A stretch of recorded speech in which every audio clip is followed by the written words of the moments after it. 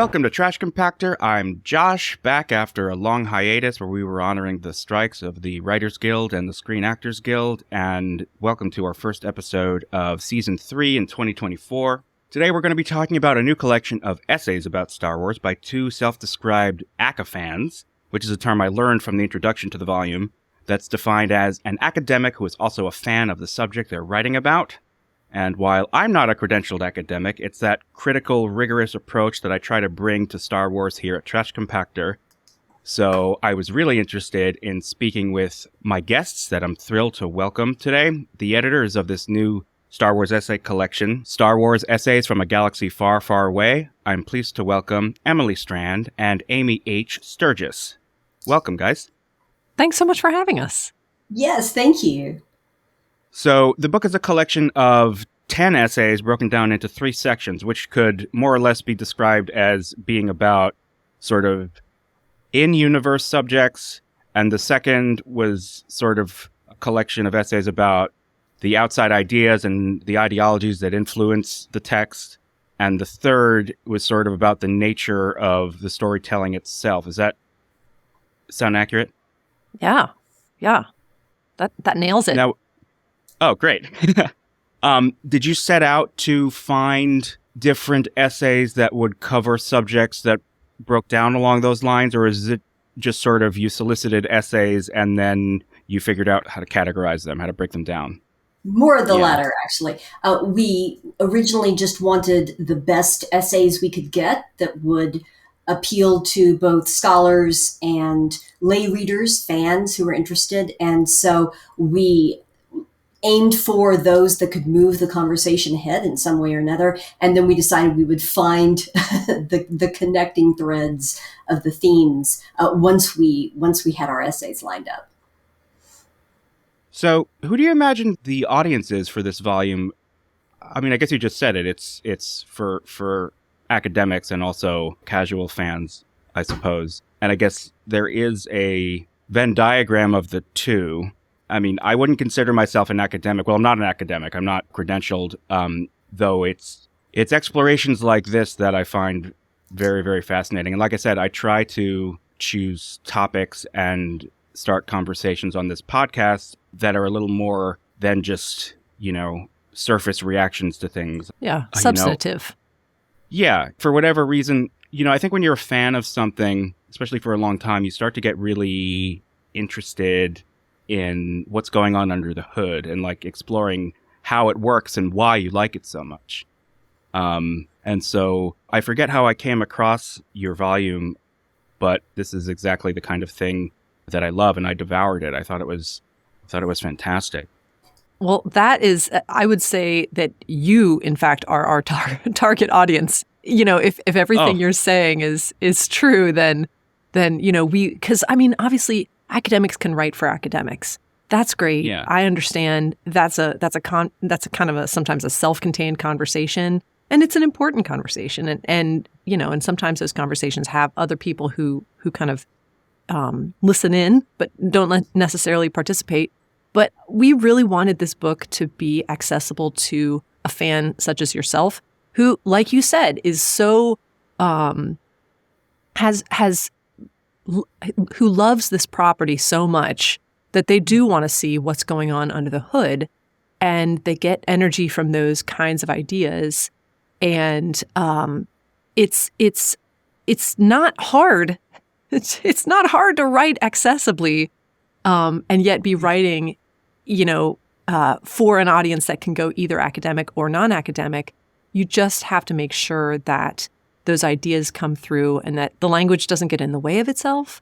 The source material doesn't get in the way of itself. One of the things I love about the book is that we have sources cited from, peer-reviewed academic collections on Star Wars. We have other academic material that's totally non-Star Wars that's also cited and undergirds many of the essays.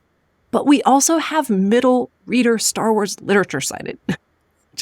We have like cartoons. We have, I cited episodes of the Clone Wars and the Bad Batch in my essay, and because I think that all of that content is worthy of the kind of scrutiny that that you said really jazzes you up, and that's the kind of but we would also be happy if professors who teach, say, fiction writing or about invented languages or about, that they would pick up an essay of this and assign it as required reading for a college course. Like that would, or a graduate course. That would be a really exciting thing, and we definitely had that in mind as well as we put the book together and edited the book. Amy, anything to add to that? Oh, I agree exactly with what you're saying. And as you said, academics can write for other academics. But one of the important things we wanted was for there to be a real multidisciplinary, transdisciplinary conversation here, which means also that academics aren't writing for the 5 other academics in their little subfield. You have, theologians writing in conversation with philosophers and historians and linguists. And so that also required a certain kind of accessibility of language so that you could move back and forth. You can't get caught up in little jargon that only a few people use. But also, going back to the idea of the classroom, I've had the very good fortune of being able to teach courses devoted to Star Wars at both the undergraduate and graduate level. And so I was also thinking in the back of my mind the entire time, my sort of wish list for a book like this that could capture students who are very interested fans of Star Wars, but also students who are new to Star Wars and were wanting a kind of snapshot of how deep and broad discussions about Star Wars could be. And so, look, over here's what these kinds of the people who are trained with these certain tools, here are questions they ask about Star Wars. And over here, people who are looking at Star Wars through these lenses, these are some of the things they're asking. But it's all a big conversation that hopefully will open the doors for other people to want to engage with these questions that are being raised and these topics. And so the goal there being as open and accessible and welcoming as possible in the language and in the topics. That was the goal. No, completely. And I think a very good illustration of that is the very first essay, the one about the, actually, this is embarrassing. Is it Twi'leks or Twi'leks? I've never actually said it out loud. I've only really read it. I say Twi'leks. Twi'leks? That's what I do. Okay. And I'm totally basing that on the one scene of The Mandalorian, I think it was season 1, The Prisoner, where the guy, I can't remember his character's name, the guy played by the comedian. I don't know. Anyway, there's a lot of comedians in The Mandalorian. There are. He calls her a crazy twee. So a crazy that twee. Has always okay, good point. Okay. Shaped my, but I've heard it both ways. Yeah, well, so let's go with Twi'lek. I'll defer to your academic expertise. But no, what you were saying, Amy, I think is a really good illustration of how Star Wars can be used as sort of an introduction to broader topics with the Twi'lek essay. That I found super fascinating because, it had never occurred to me to look at it that way. But the evolution of the depiction of this fictional species in Star Wars really is sort of in microcosm the evolution of the depiction of women in media and the roles that you see them in and the roles that they're allowed to play. And I thought that was really fascinating. So yeah, so I totally see how that can be used in an academic setting for someone who's maybe not interested in Star Wars, but yet it's something that Star Wars, using the example of Star Wars, can communicate these ideas very succinctly and very well. I have so many questions from what you guys just said, but I was going to ask you, what do you think is the value of applying academic rigor to a pop culture franchise like Star Wars, and how do you respond to people that maybe see what you're doing or hear what you're doing and think it's a little, maybe lightweight, or who think it's just entertainment and sometimes a cigar is just a cigar? How do you respond to something like that?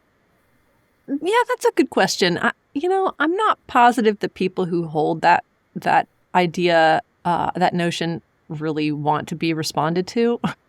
A lot of times, I just kind of go find someone else to talk to. But I fandom has become such a phenomenon for people I think everybody's got some kind of fandom, whether it's Star Wars or Star Trek or Harry Potter or something else. So we just had GalaxyCon I live in Columbus, Ohio. We just had GalaxyCon in early December, and it was our second GalaxyCon, and there were so many more people there than last year, which was our first year. Which I guess is natural, but I just think that the idea of being a fan of something and a kind of a hardcore, fan where you go all the way in, you've got the costume and you've got the tote bag and the backpack and and you want to immerse in that world with other people who also want to immerse in that world. I think it's such a growing phenomenon that when you leverage, it's a tool that teachers can leverage to teach a particular topic. So like when my son was learning to swim, which was a bit of a struggle for him, he was just one of those kids who just really struggled with swimming. He had the most success with a teacher who figured out to make everything a basketball metaphor, for him. So when you're doing this, you're grabbing the ball and you're pulling it to you and and all of a sudden he was swimming because he got that. She got that point of leverage and she helped him transfer the knowledge and the understanding and the experience that he had to a whole new set of concepts. And I think when teachers can do that, and the more teachers do that, can find that point of leverage with their students, and do that, then I think that the more success they'll have. Now, these courses that Amy teaches, and I have taken some of Amy's courses, and they are absolutely wonderful. The wonderful thing is that she has a room full of people who have, willingly signed up for a course on this topic. So all of these other, the different, really serious themes. Oh my gosh, tyranny and democracy, these themes that we see, especially in the prequels that are just so, how a democracy becomes a tyranny, it's just so important today. And to be able to use this light thing, to help students understand and to recognize, when it starts happening in their own society, because they learn to recognize it from Star Wars. How else are we going to learn to recognize it? So I don't think that's light at all. So maybe if I cared to give a response to those people, that would be my long-winded response. Amy, I'm sure Amy has a much shorter one, a much more graceful. Neither, not shorter, not more graceful. What you said was beautiful. But yes, the stories we tell ourselves matter. And when stories are popular, that doesn't translate as the stories are bad. In fact, they're feeding something in us we want, right? And some of the same people who would claim, oh, this is low culture, forget that Charles Dickens or even Shakespeare were considered to be, the lowest common denominator of popular culture at one time or another. But if we look at the building blocks of what the stories that we tell ourselves and keep coming back to, that's really important in a multi-generational kind of way here, and a global kind of way, a storytelling franchise like Star Wars. There's something there, right? That is answering questions or giving us tools that we need. And again, all it takes is just a little bit of research to see, as Emily was already talking about, George Lucas at the beginning saying, why do democracies vote in tyrants? Let's think about Rome. Let's think about, Napoleonic Europe. Let's think about Hitler. He's using history in a particular kind of way. And those who came after Lucas also building on history in a particular kind of way. My field is intellectual history, the history of ideas. And it occurred to me quite early on in my career that science fiction, being the genre in which the ideas are the heroes, is a great way to look at the ideas that matter to people and how they're being transmitted and the questions that are being asked and the pushes that are being made by those storytellers in the direction of what they hope will be a better world, but also the anxieties of the time and the concerns. And go to Ahsoka, and you have characters saying it keeps happening over and over and over again, right? History keeps repeating. But other large questions we keep returning to: free will or destiny, right? Questions of how different cultures, East and West, have been talking about issues of the individual and the community, and these are big ideas. And just because they're told in stories that grandparents share with grandchildren, and people who are dating each other say, if you want to spend time with me, you've got to know I love these stories, right? I hear over and over again from students who take my classes. I ask, why are you here? And so many of them say, my dad loves this, or my girlfriend loves this, or everybody on the hall is watching this and I want to understand. They're trying to build bridges with people who matter to them. If they're not already fans, they know people who are. Why does that matter to people? Those are stories that are important. The stories we tell matter. And that's how I would answer that kind of question. No, I think both of you are exactly right. And I just want to clarify, that question was not something that I think. It's just sort of a straw man that I imagined, or maybe I'm giving voice to an insecurity that I have about why I spend so much time thinking about. At any given moment in the day, if you ask me what I'm thinking about, the odds are not low that it's something Star Wars related. I'm so glad. I mean, I do feel that way as well. I saw somebody who's big in Star Wars, as a Star Wars commentator, Brian, I can't remember his last name now, I'm sorry. But he tweeted something a few years ago that was like, I have to constantly remember that most people don't think about Star Wars for most of the day. Right. That in and of itself, I think, makes it a worthy subject for academic study. If it's this thing that is preoccupying so many people, let's understand what it's doing and how it works.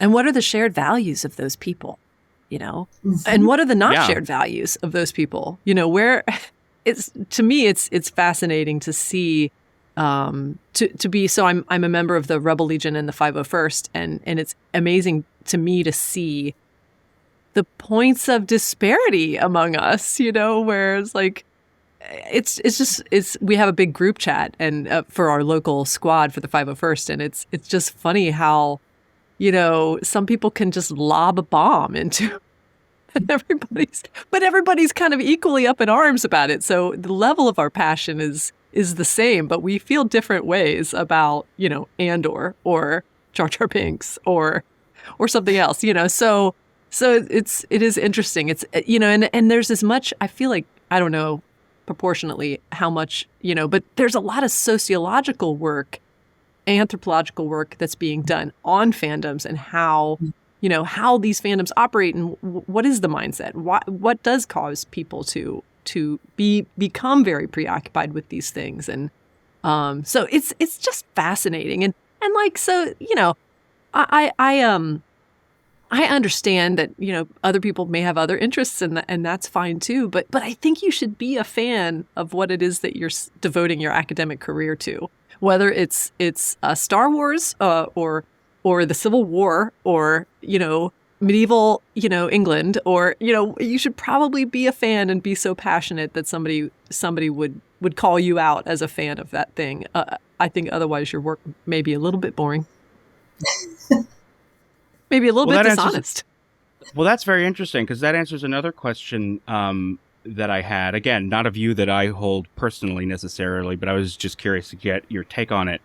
I was going to ask you, do you think being a fan of what you're studying is generally a positive thing, or do you think there's something to be said for a kind of academic detachment that a non-fan would bring to an analysis of Star Wars? And I think you just answered it.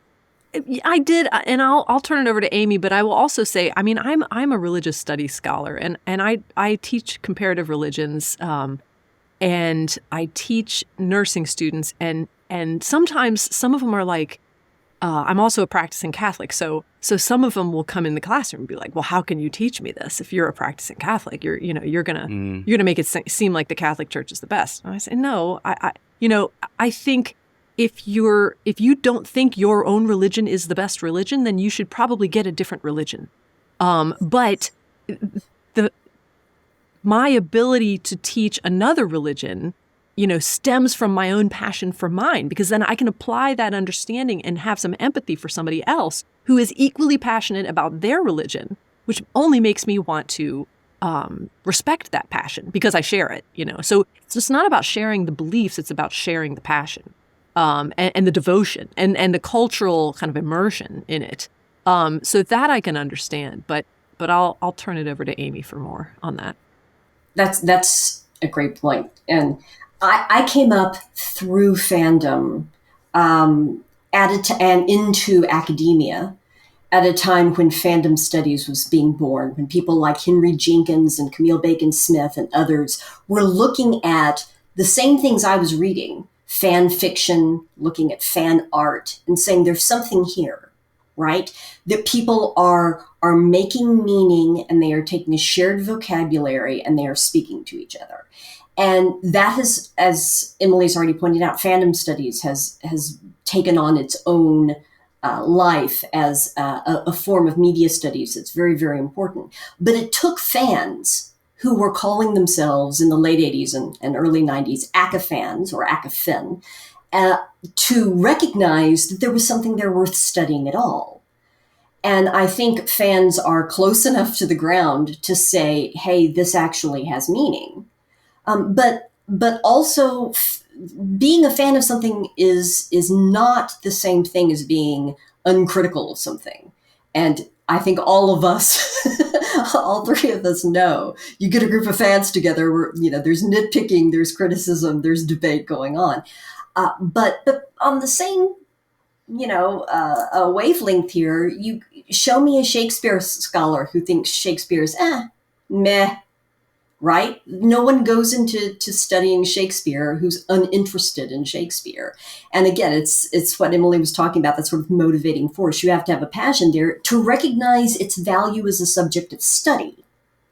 But that doesn't mean, in fact, quite the opposite, that it's not worth criticism and careful, analysis. But the starting point, this is important enough to be worth looking at. And it's not just Star Wars. I mean, science fiction studies, science fiction as genre and genre as literature, big L, that kind of thing.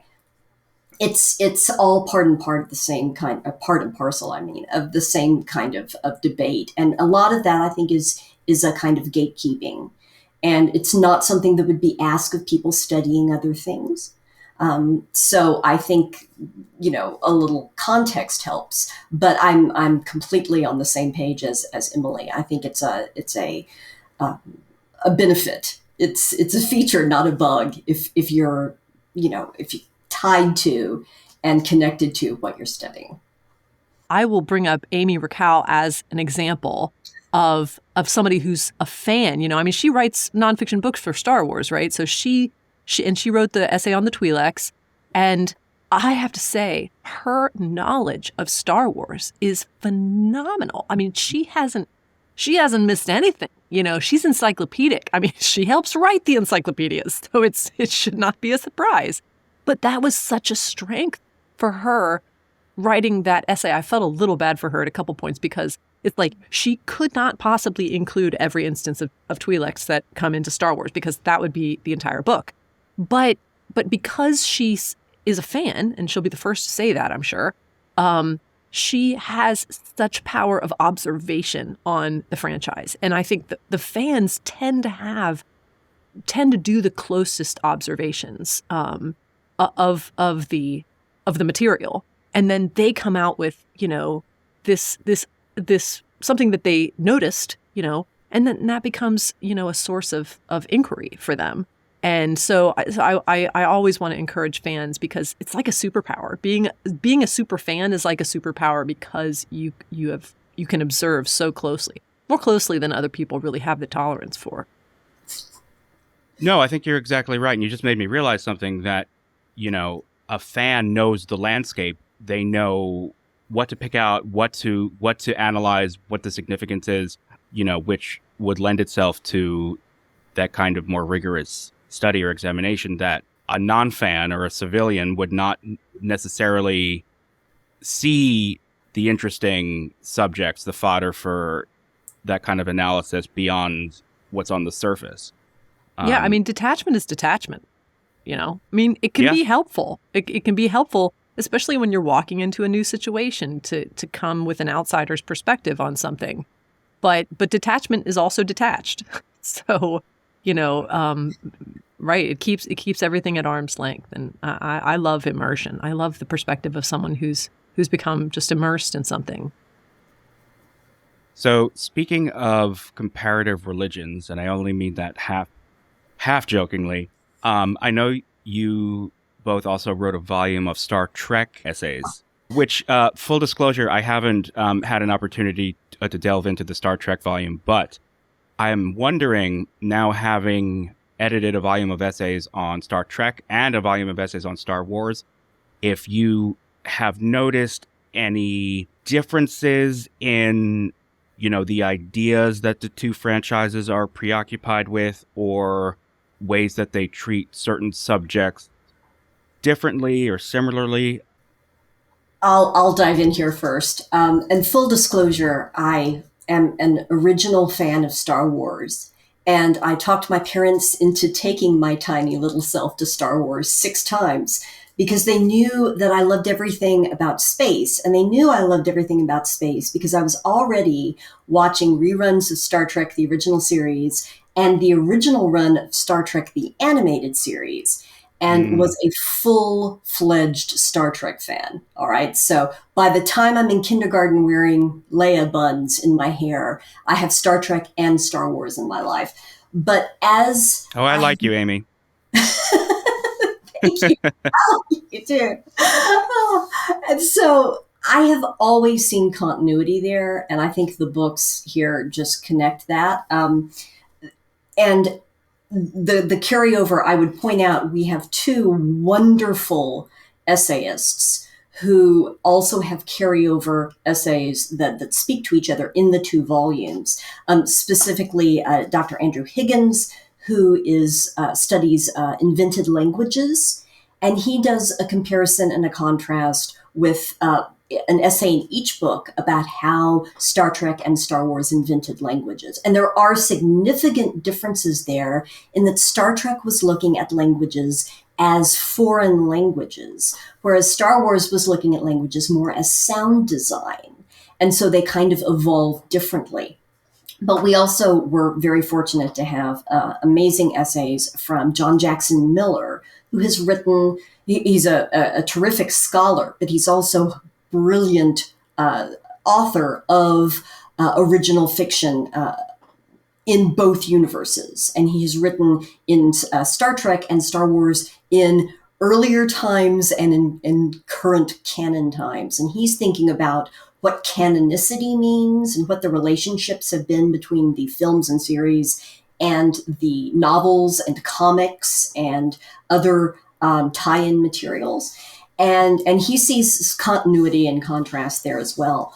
But I think it's interesting when you bring a sort of scholarly lens into it, particularly from the kinds of like intellectual history things that I do.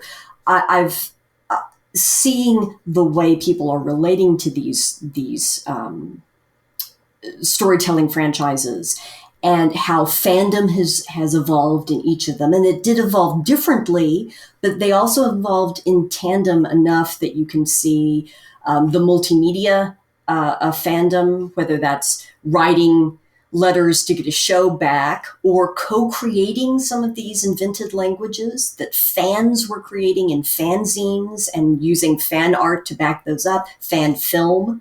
And finding out that actually what evolved as the official stuff was coming out of conversations between fans and official creators, fan creators and official creators.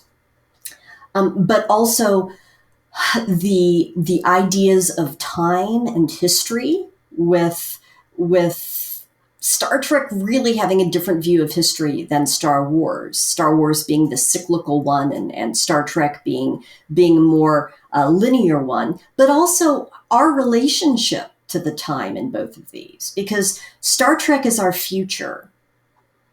And Star Wars is a long time ago in a galaxy far, far away. We are the future that Star Wars was dreaming of, right?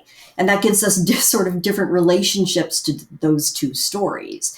And I think that also comes through in the scholarship and thinking about what we're being asked to analyze and think about, and how to employ hope, and how to employ role models, and how to think about what the stories are encouraging us to do, and what kind of mirrors are being held up to us and to our potentials. But I tend to see, that's a very long-winded, way of saying I see a lot more continuity there than disruption between the two. And clearly with our essays, and particularly those carryover essays, the scholars are as well, seeing points of connection there, I think. But Emily probably has lots of other brilliant things or different things to say there. Well, the only thing I would add, and all of that is, right on the money. And by the way, Josh, I am a new fan to both of these franchises. So Star Trek, I watched as a kid, in syndication, after school or late at night or whatever, and I enjoyed it a lot, but I never could really consider myself a fan of it. But I became a fan of both of these franchises. I don't know. I'm not even sure what inspired me, but I just wanted to kind of get into it. And Amy has been my guide for all of it. So she is a wonderful guide for all these reasons. And I agree, having taken graduate courses on both Star Wars and Star Trek with Amy, she really does. She really helped to paint that picture of the subtle. Sometimes, it's surface level. A lot of people, kind of, the layperson doesn't always know the difference between Star Wars and Star Trek, right? And they'll often say, "Oh, you're in that Star Trek costume thing," and I'm like, "Not yet, but I do the Star Wars one." But one of the things that I would add, so Amy's explanation is just solid gold there, but because they do have these kind of fundamental differences in many ways, but also these points of continuity that drive them both. One that I've noticed is the approach to technology is almost more taken for granted in Star Trek, and maybe less examined in Star Trek. I mean, there's always going to be the individual episodes, or arcs that kind of deal with that. But in Star Wars, it's really a fundamental dilemma of how you employ technology while retaining your humanity, or whatever your species is, retaining that humanness that, that puts humanity first, so it's a constant wrestling in Star Wars because some people do, use technology and use it well, the lightsaber is a technology, And so how do we use these things? The Mandalorian technology, for instance, we see how it can be used very well for good, or it can be used for evil. And so, even the character of Sabine Wren is a portrait of that, So throughout both Rebels and in Ahsoka.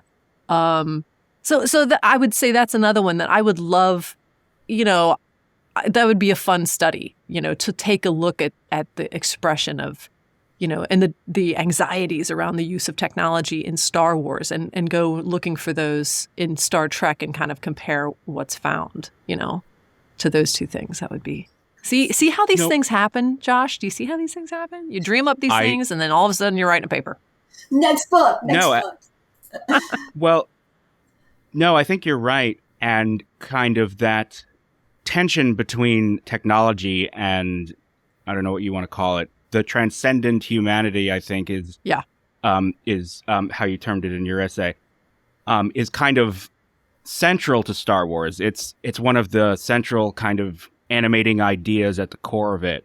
Whereas Star Trek, I think, is more, look how great our tools are at this point in the future, and look at what they allow us to be and what they allow us to do.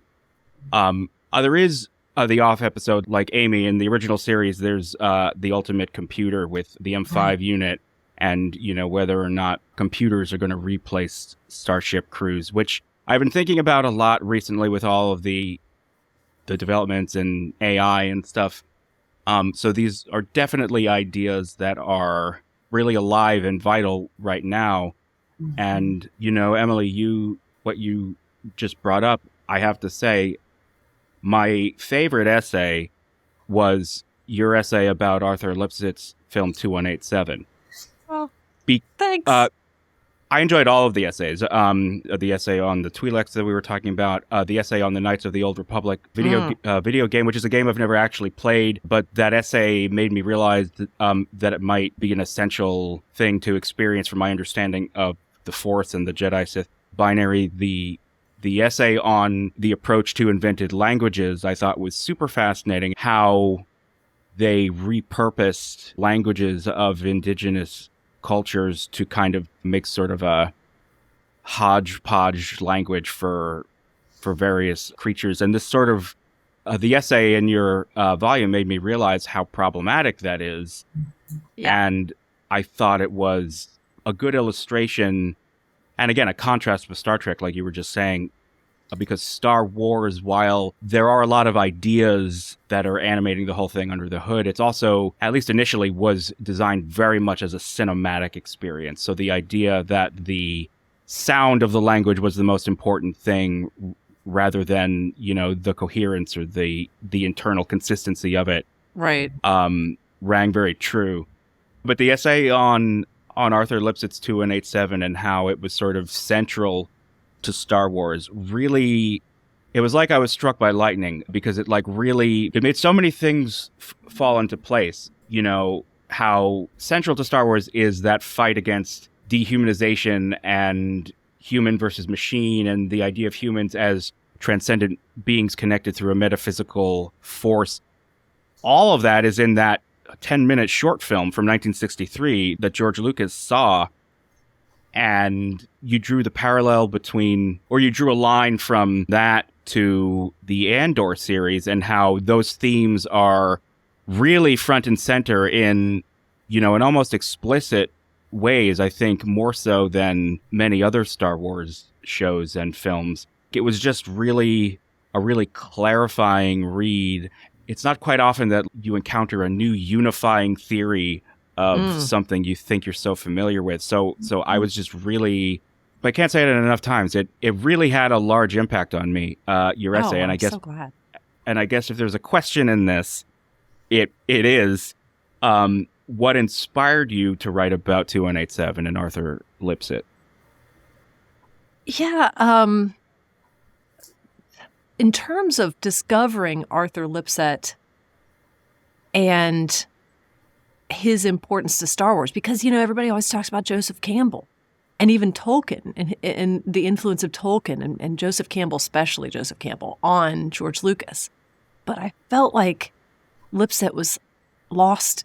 He got lost in the shuffle, and he may have been just as influential or more influential to Lucas. I love the show Force Material, and I believe that they had a discussion. Yeah. I believe they had a discussion several years ago about, and they mentioned Arthur Lipsett and they mentioned 2187. And I know that there was a blog, sort of a blog post on their site that went with it that I do cite in the essay. And then I also ran across a little section on the influence of 2187 on Lucas in Chris Taylor's book, How Star Wars Conquered the Universe. So I know those two things were there. But I have to say, I think as I get older, I really gravitate to these hidden figures of history. And I sort of I don't want people to forget about them, especially when they contributed something that's just so essential to things that we understand freely or we take for granted now, And I sensed that with Arthur Lipsett, and I kind of, he was such an interesting figure. Just, he obviously struggled with mental illness. He used drugs, both prescription and recreationally. and all these things. But he just had a tragic story. His family, it came from a Jewish family, but in those decades after the Second World War, I mean, it's very difficult for many people to continue to be Jewish or religious at all in light of what happened, in Europe during the Second World War. And so, but we lose something when we abandon all that. We lose something. And to me, Arthur Lipset is an emblem of what can be lost, because the man himself was kind of like, I don't want to say he was lost in life, because he was a very creative figure who had a good deal of success, but he seemed like he was just always searching for something that he just couldn't find, or he just couldn't make the connection. And again, maybe I'm reading in, but Amelia Doe's biography of him was so good, and it was very shaping to my thought on him. And she was kind enough not only to share with me her self-published biography of him for nothing. I just inquired with her. I said, how can I buy this biography? It's self-published. And she said, here, I'll send it to you. Here you go. She's very kind. But then she also read my paper and commented on it. Really, really was very encouraging with it. And so I hope I'm not speaking out of turn from the impression that I got from her work and from the other works that I read about him. But he was somebody who needed transcendence, who needed transcendent connection with other people. And he ultimately, only got it in fits and spurts. And he was dead by his own hand by the time he was 50. And to me, that's just so tragic, especially given that his film is the place we first hear mention of a force, a force that connects everybody. I can't remember the exact words. He says nature or something, appreciation of nature, or, some transcendent connection. And George Lucas, he snapped that up. And as is our right, when we encounter wonderful art, we want to take it and use it as inspiration for our own. And so, that's a lot of word vomit, but basically I just felt such a strong sense of empathy for Lipset as an individual, especially, and a sense of gratitude that he put it that way and left it out, for Lucas to find. And so I just love everything about discovering him and his influence. And I feel like I just wanted to be a promoter of him and his ideas and so that more people, could understand, yeah, Joseph Campbell, sure, Tolkien, all right, but Arthur Lipset as well. Arthur Lipset is one of the reasons that we're all here, and one of the reasons that George Lucas created this thing that we love and connect with. Yeah, and as a religious person myself, I feel like there's a lot of good. You don't have to be religious. You don't have to subscribe to a church or belong to whatever, but making that transcendent connection with others in an intentional way can do such good in our world, and I think that's something I can just kind of get behind with a passion that will drive me for many years, I think. No, completely. And that sense about him and his life and his work and his legacy, I got all of that from your essay, and I am really compelled to watch all of his films now. And, I think another reason it struck a chord again is because, like I mentioned, a lot of those ideas are super relevant to this moment we're currently living through, with the role of technology, either in the form of social media or the AI stuff that I don't really want to get into right now because I'll go on about it for a long time. But,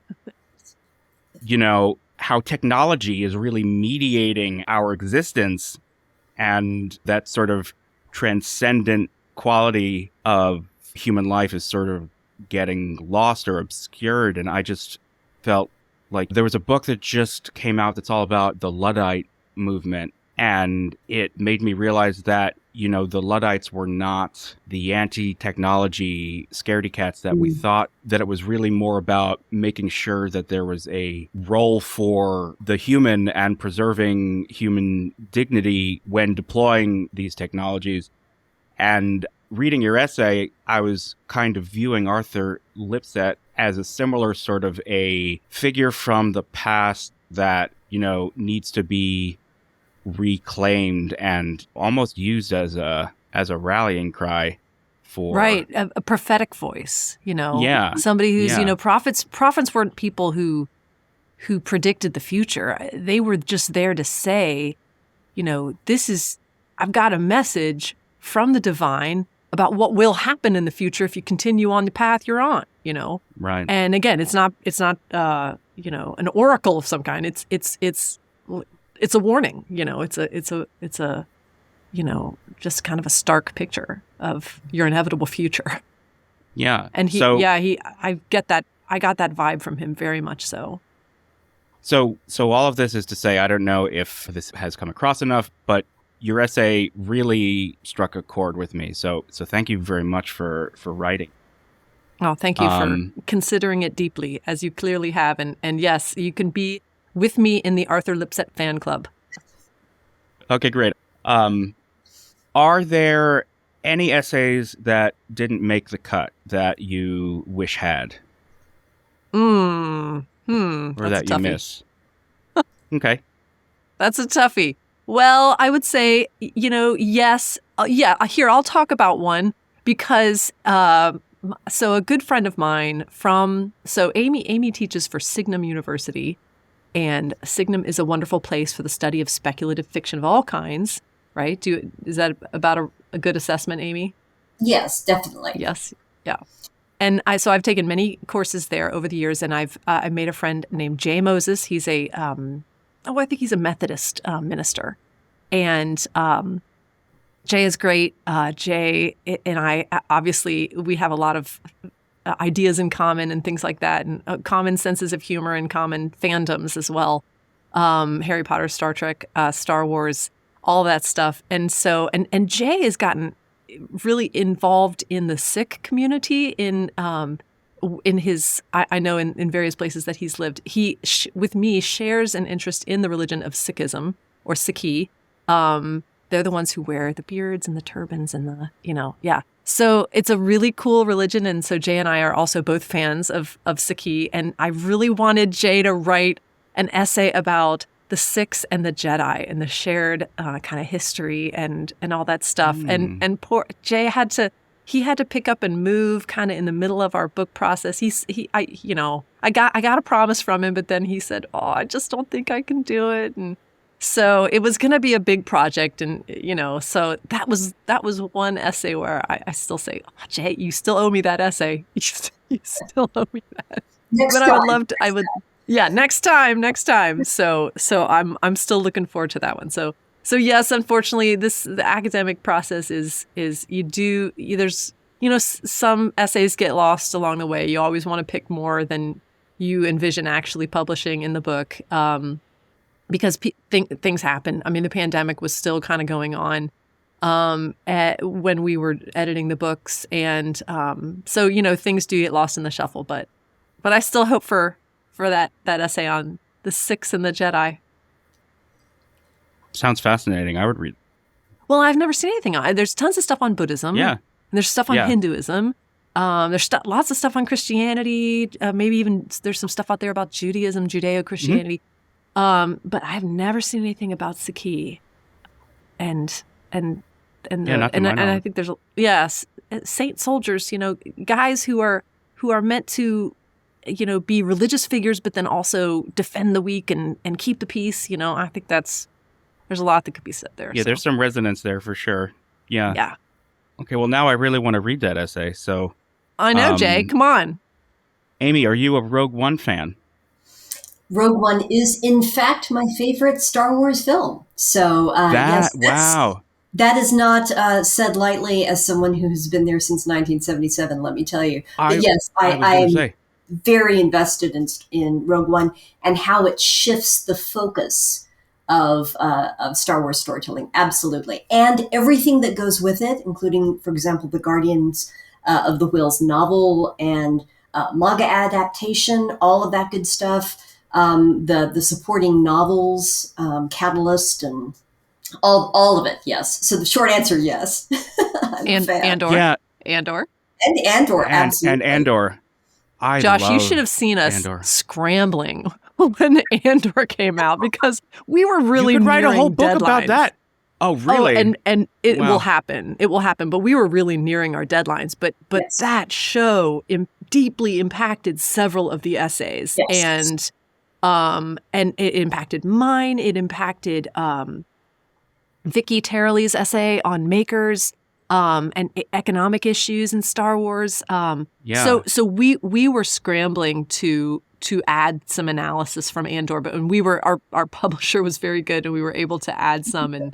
But oh gosh, that's just a wealth of ideas that just need to be mined, for the sake of our society, frankly. I mean, there's just so much in there that could really, really help us think more clearly about our situations. I will have to invite you guys on again to discuss either Rogue One and/or when season 2 comes out. Yeah, that show. So and Rogue One also, to your point, Amy, Star Wars, the films, I think, rely a lot on the aesthetics of fascism to kind of communicate the idea that this is an evil empire and they're really awful and evil. And even things like the destruction of Alderaan in the original Star Wars is kind of an abstraction because you don't actually see it.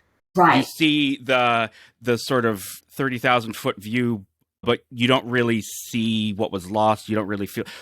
Whereas Rogue One, what I thought was so effective about Rogue One is that it's really showing you what life is like under the Empire and how bad it is. Occupation on the streets, what daily life is like. Absolutely. I think that's also why I loved Andor, for the same reason. Exactly. And seeing everyday people who are just trying to survive on or ultimately, hopefully, reclaim their street. Not the galaxy, not overthrow, just their street, Just Rick's Road. Exactly. I just got goosebumps. I love Andor so much. I just finished a rewatch. So I'm like, yeah, but that's Marva Andor, right? She's just like, just get off my lawn, right? Like, get out of here. We were fine. We were fine without you. Oh, that show is so good. I will definitely, if you guys are game, I will definitely have to have you back on to talk some Andor and Rogue One.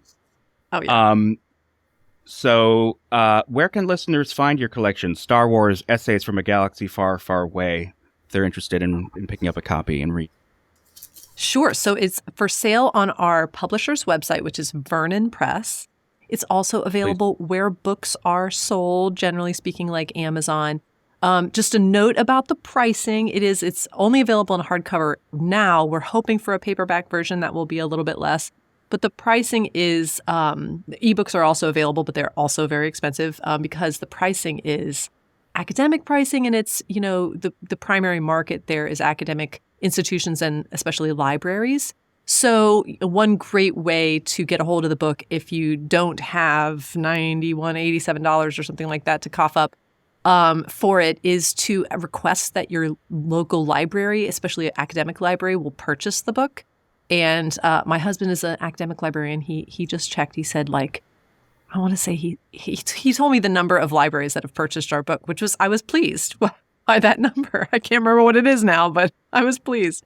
So it could be that your library already has it, and it could be that they'll purchase it if you request that they do. So, yes, again, hard copy or ebook form, libraries can do both. So, for a text like this, I have come to really appreciate the electronic version, just because I make so many highlights. Right. Absolutely. And then I'm the same way. Yeah. And then I love, at least with a Kindle, you have a little text file that has all of your highlights. So it's just all right there, and you can see everything that you highlighted. I have a lot of highlights from this. See, that's great use of technology. Great Yes, use. Exactly. Yeah. Furthers our humanity. Before we sign off here, is there anything you wanted to mention or anything that I did not ask about that you think warrants some note? One quick thing for both of the books, the Star Wars and Star Trek books, we were incredibly fortunate to work with artist Emily Austin, who created original artwork, original paintings. And so this beautiful cover here is her original artwork. And I just wanted to give her a shout. She's online with her artwork, but remarkable. And it was a privilege to get to work with her as we were putting the books together, to talk to her about the cover art. And so that was a thrill. So shout out to Emily Austin. Yeah, absolutely. When we first kind of got together on this idea to do this, Amy was the one who was like, I don't want our books to be ugly. Sadly, a lot of academic texts are like, just like kind of just words on a green background or something. It's just kind of ugly and like, a lot of them are, because it's like the ideas are what, but we were so pleased. I mean, beyond what we expected when Emily came to us with these beautiful, beautiful spacescapes. And so really honored to have. And she's at EmilyAustinDesign.com, I think. And the only other thing I'll mention is that we both have our websites. I'm at EmilyStrand.com. So I try really hard to keep it up to date. And I'm AmyHSturgis.com. And Amy probably does a better job of keeping hers up to date. Do you guys have a new project that you're currently working on to go on the shelf next to those? In terms of Star Wars and Star Trek, I actually have one more book that released this year. It's a companion book to the podcast that I co-host, which is called Potterversity. And if the name doesn't tell you, it's an academic Harry Potter podcast that I host together with Dr. Katie McDaniel. And it's a MuggleNet podcast. And so we just had a book come out with McFarland, which is also has that kind of title, Harry Potter Essays Exploring the Essays Exploring the World of Harry Potter. I'm sorry, Potterversity, Essays Exploring the World of Harry Potter. So this is a big year for me in books called Essays Exploring. And so that's a new thing. But I have another podcast called Meet Father Rivers, which is a podcast about the music in the Catholic Church and the kind of history of it especially in the 20th century and onward. That it's a little bit of an anti-racism project. Our podcast is, and so we have some irons in the fire in terms of a book collection, a book that is a collection of essays, or a book, just generally that goes along with the podcast. So that's kind of the direction I've been going. But then I've seen lots of great opportunities for.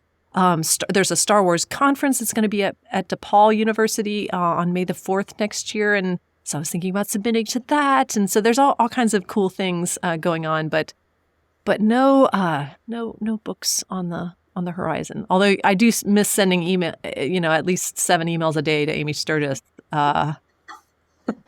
We don't have anything planned right now. Well, I mean, strictly speaking, there's nothing stopping you, I suppose. That's true. I just sent her, hey, here's a picture of my cat.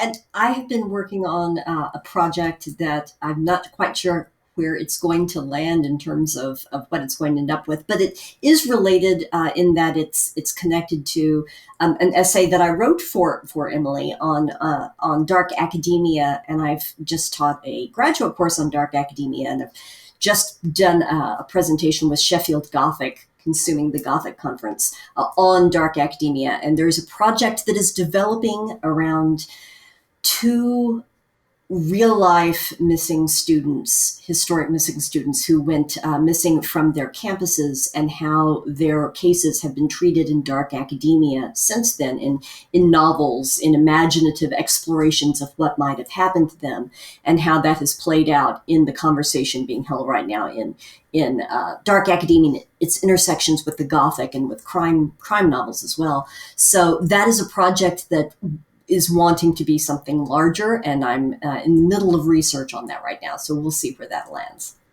Forgive my ignorance, but what is dark academia?